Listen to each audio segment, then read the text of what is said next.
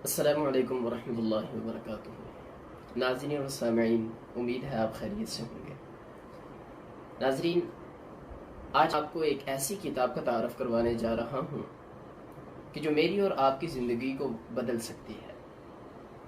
میں اور آپ اپنی زندگی کو بدلنا چاہتے ہیں، ہم اپنی زندگی کے اندر کامیاب ہونا چاہتے ہیں، ہم اپنی اولاد کو کامیاب دیکھنا چاہتے ہیں، تو کیوں نہ ہم ایک ایسی کتاب کا تعارف کریں کہ جو ہمیں کامیاب کر سکتی ہے، اور وہ ہے یہ کتاب۔ یقیناً آپ نے یہ کتاب دیکھی ہوگی، اس کا نام بھی سنا ہوگا، آپ نے اسے پڑھا بھی ہوگا، بالخصوص ماہ رمضان المبارک میں۔ اور آپ نے اکثر اوقات یہ بھی گھر میں سنا ہوگا، یار اسے سنبھال کے رکھو، اسے اونچا رکھو، اس کے اوپر کوئی گرد و غبار نہیں پڑنا چاہیے، یہ صاف ستھری رہنے چاہیے۔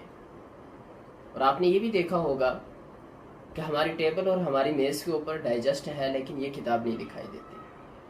ہم اسے سنبھال کے رکھتے ہیں، لیکن ہم اسے کسی کے ہاتھوں میں نہیں جانے دیتے۔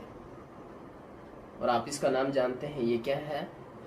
قرآن مجید، فرقان حمید۔ جی ہاں، یہ ہے وہ کتاب بدقسمتی سے کہ دنیا کے اندر جسے سب سے زیادہ پڑھا جاتا ہے اور سمجھ کر نہیں پڑھا جاتا، سب سے زیادہ پڑھے جانے والی کتاب، اور ایسی کتاب کہ جسے سمجھ کر نہیں پڑھا جاتا، یوں ہی پڑھا جاتا ہے۔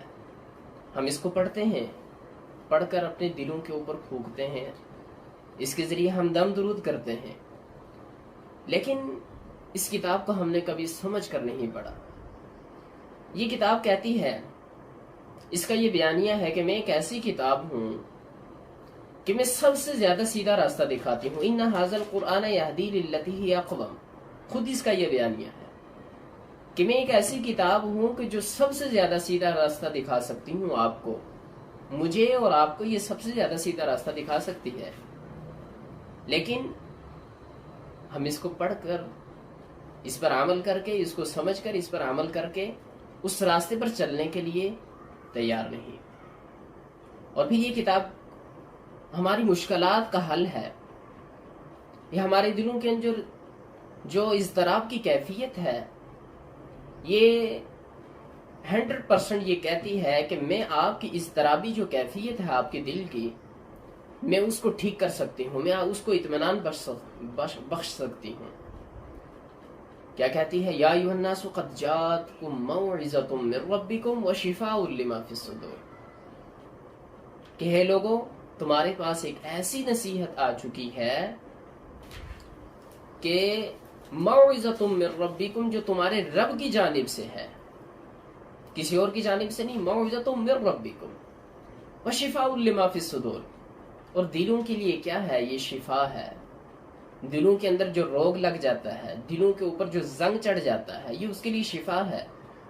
اور پھر فرمایا کہ وَہُدًى وَرَحْمَةٌ لِّلْمُؤْمِنِينَ، یہ کتاب رحمت ہے، ہدایت ہے اہل ایمان کے لیے۔